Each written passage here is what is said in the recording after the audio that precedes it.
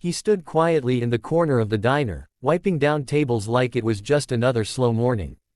But there was something about his eyes, the kind of calm that only comes after surviving chaos. His name was Jack Carter, a single dad and a veteran who'd seen more in war than most men could stomach in a lifetime. The regulars at Maggie's diner knew him as the quiet guy who never raised his voice, always tipped the waitress, and always wore that old army jacket with the faded flag patch. But that morning, things changed. A low rumble filled the air, the kind of sound that made the windows vibrate. One by one, bikes pulled up outside. Chrome shining, engines growling. 15 of them. The Iron Serpent's motorcycle club, notorious in town for their tempers and trouble. People in the diner exchanged nervous glances. No one ever messed with them, except maybe today, fate was about to test the wrong man. The door swung open, and their leader, a tall man with tattoos running up his neck, smirked as he walked in.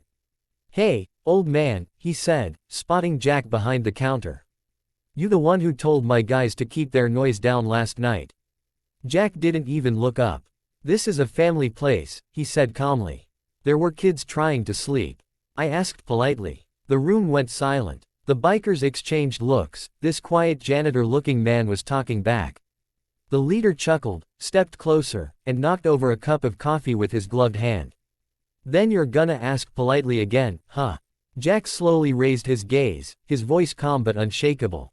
"No, I'm gonna tell you to clean that up." The diner froze. You could feel the tension crackle in the air. The leader's smirk faded. He grabbed Jack by the collar, but before he could swing, Jack's teenage daughter, Emma, rushed out from the kitchen, shouting, "Dad!" The bikers laughed. "Oh, look, the soldiers got a babysitter," one sneered. Jack didn't move. He just stared at the man holding him. "Let go," he said quietly. Something in his tone, something cold, something heavy, made even the toughest biker hesitate. But pride wouldn't let them back down. They shoved Jack to the ground, laughed, and walked out, revving their bikes so loud the windows shook again. The entire diner looked on, silent, as Jack got up, dusted himself off, and whispered to Emma, "It's okay, sweetheart. We're fine." But they weren't. For weeks, the bikers kept coming back. Harassing customers. Blocking the entrance. Spray painting the walls. Jack never fought back, never called the police. He just endured it, fixing what they broke, quietly keeping his head down, until one day, they went too far. They slashed the tires of his truck, the same truck he used to drive Emma to school. That morning, Emma sat on the diner steps crying, and something inside Jack finally snapped. He reached into his pocket, pulled out an old phone, one that hadn't rung in years, and dialed a number that only a handful of men in the world still remembered. "Carter." A voice answered, low and firm. Jack's eyes hardened. "Yeah, I need a favor." There was a pause on the other end. "How many?" Jack looked out at the line of bikes in front of the diner. 15. "Understood," the voice replied. "We'll be there at dawn." The next morning, the same bikers rolled into the diner parking lot, laughing and revving their engines like they owned the place.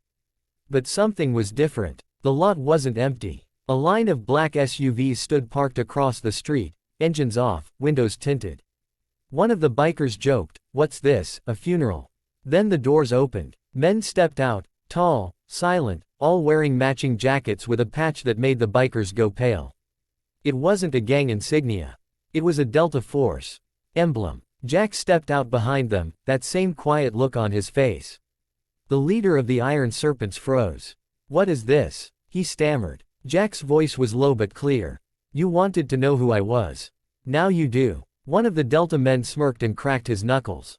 "You shouldn't have touched one of ours." The bikers, suddenly realizing they'd been tormenting a decorated Special Forces veteran, backed away. The bravado was gone. The laughter disappeared. Within minutes, they were gone, engines roaring off down the highway, never to return. Jack turned to his brothers, men he hadn't seen since the war, and they clasped hands in silence. One of them smiled. "Still cleaning up messes, huh, Sergeant?" Jack just nodded. Old habits. That night, the diner was packed. People from town came by to thank him, shaking his hand, offering to repaint the walls and fix the truck. For the first time in a long time, Jack allowed himself to breathe. Emma hugged him tightly. "You didn't need to call them, Dad." Jack smiled softly. "No, sweetheart. But sometimes, you remind people what respect really means. As the camera pans out from the diner, the same flag patch on his old jacket catches the evening light, torn, faded, but unbroken. Just like him. If you're still watching this, don't forget to hit that like button, subscribe, and share this story. Not every hero wears a cape. Some wear old jackets, raise their kids alone, and carry quiet strength that the world desperately needs to remember.